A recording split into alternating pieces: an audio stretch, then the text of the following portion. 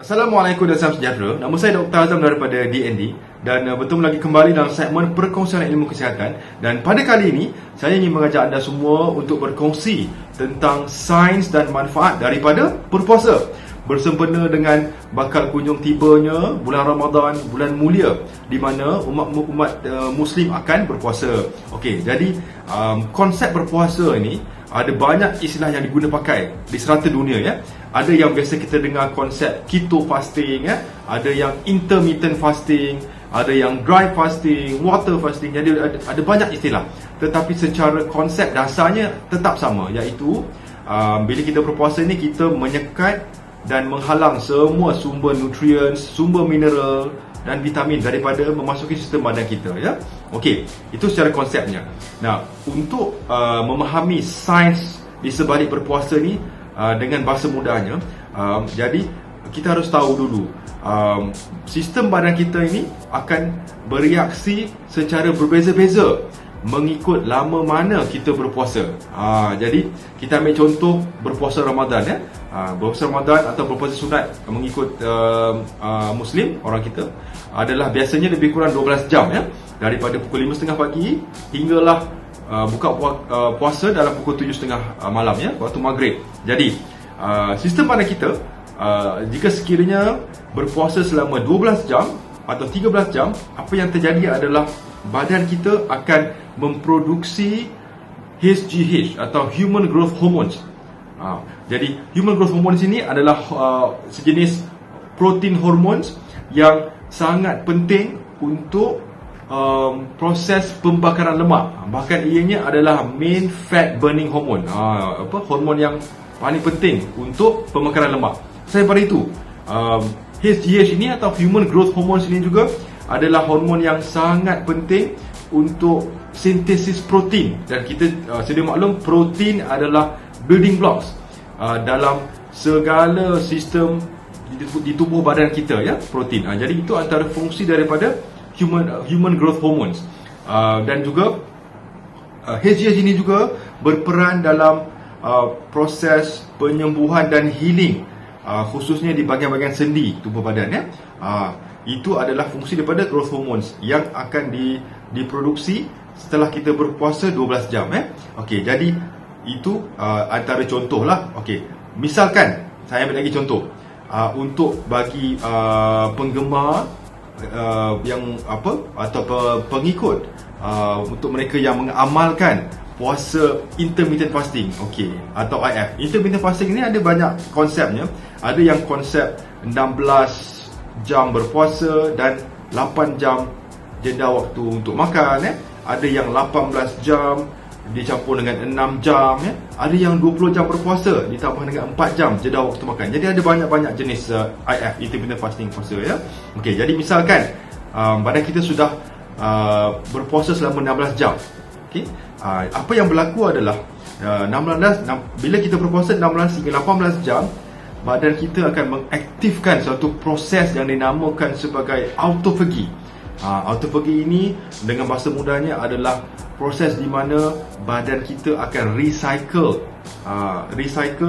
semua sel-sel, semua protein-protein yang sudah rosak dan tidak berfungsi dengan baik dalam sistem badan kita. Jadi autophagy sama dengan recycle atau kitar semula.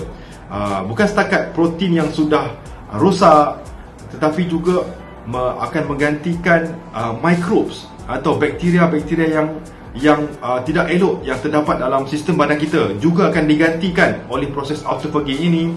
Dan juga akan menghilangkan fungus atau jangkitan kulat yang terdapat dalam sistem badan. Jadi itu antara fungsi daripada proses autophagy ini yang badan akan aktifkan jika sekiranya kita berpuasa 16 hingga 18 jam ya. Jadi buat pengamal IF, biasanya pengamal IF ini mereka bukan puasa seperti bulan Ramadan. Mereka dibenarkan untuk minum air. Jadi ianya istilahnya adalah water fasting. Kalau kita di bulan Ramadan kita dry fasting, bermaksud tak boleh makan dan tak boleh minum juga ya. Jadi itu antara proses daripada autophagy ya.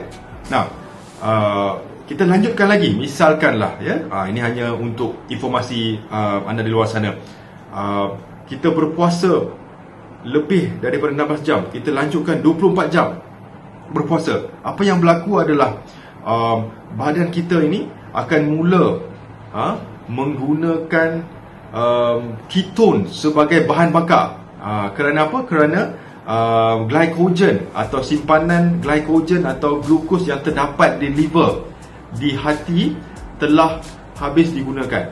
Jadi bila kita berpuasa 24 jam, badan kita secara automatiknya akan mengubah bahan bakar kepada ketones. Okay. Ketones ini mengikut pengamal IF merupakan alternatif bahan bakar yang lebih efisien dan baik untuk badan, ya. Itu untuk, tapi ada banyak pendapat.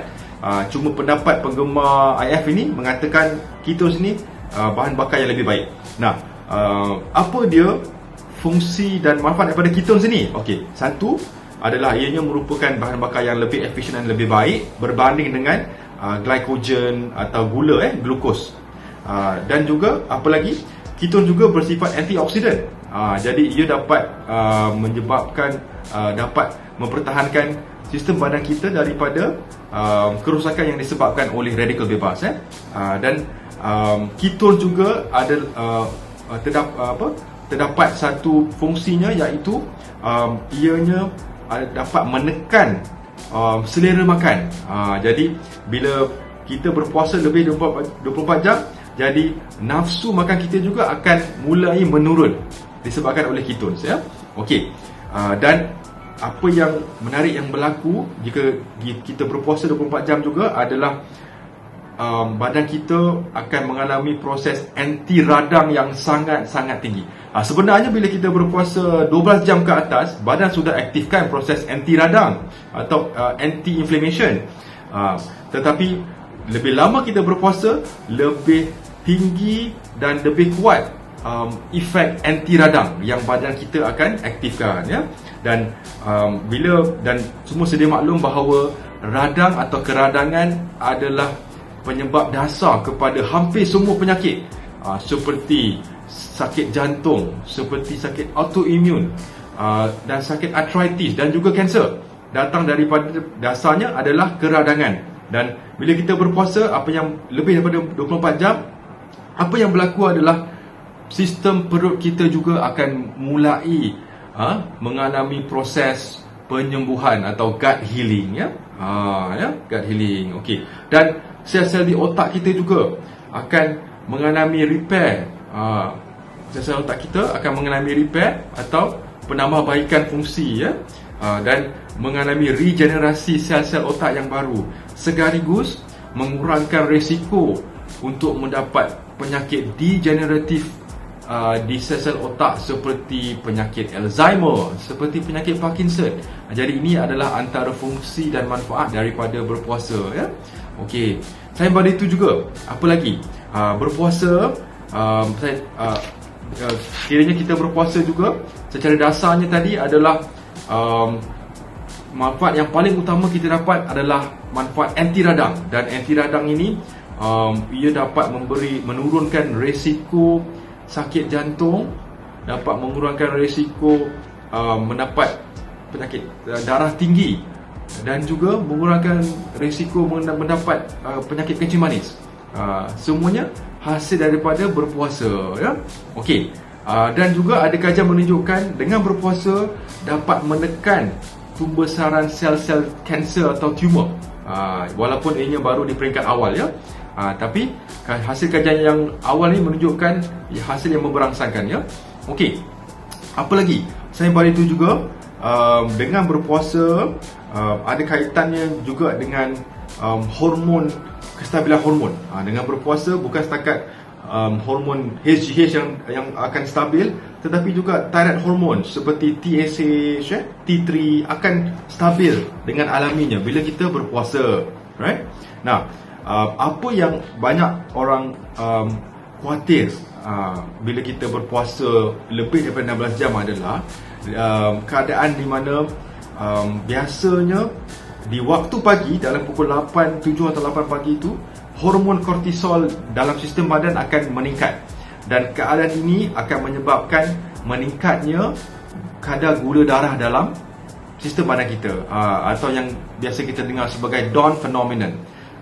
Jadi walau bagaimanapun tak perlu risau kerana ianya merupakan satu keadaan proses yang normal, di mana badan akan dalam proses untuk beradaptasi dengan keadaan berpuasa tersebut, ya. Jika sekiranya kita mengamalkan berpuasa ni secara konsisten dan istiqamah, maka gula darah kita akan sangat stabil, dan bukan setakat itu, dapat meningkatkan juga insulin sensitivity, ya, dan dapat menstabilkan insulin, mengawal insulin resistance. Ada banyak manfaat daripada berpuasa, ya. Okey, jadi akhir kata daripada saya, saya mengucapkan selamat berpuasa buat anda semua, DND Warrior, DND followers, ya. Semoga bulan Ramadan pada tahun ini akan memberi keberkatan dan memberi kesihatan yang lebih baik buat kita, kerana berpuasa merupakan satu terapi yang alami yang sangat baik untuk kesihatan. Dan bukan setakat kita dapat manfaat daripada mendapat pahala, tetapi juga kita mendapat kesihatan yang baik. Jadi benarlah kata ramai ulama bahawa Rasulullah SAW kita, Nabi Muhammad kita ni, menggalakkan sesuatu berpuasa ini penuh dengan hikmah. Bukan setakat hikmah dari sudut agama, tetapi juga dari sudut kesihatan. Jadi sekian saja daripada saya. Salam sejahtera dan sejaga diri, ya. Assalamualaikum warahmatullahi wabarakatuh. Terima kasih.